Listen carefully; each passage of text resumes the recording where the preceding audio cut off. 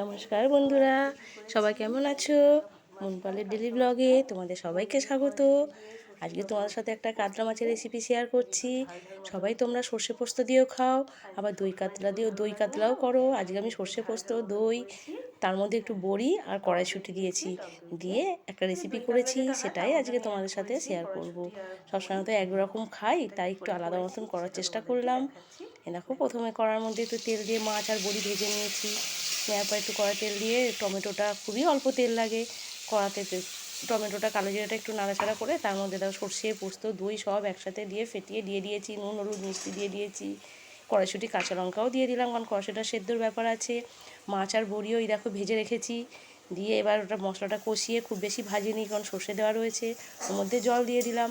জল দেওয়ার পরে মাছটা, বড়িটা দিয়ে দিয়েছি, কিন্তু একটা সমস্যা হয়ে গেছে, ওর মধ্যে জলটা একটু কম হয়ে গিয়েছিলো।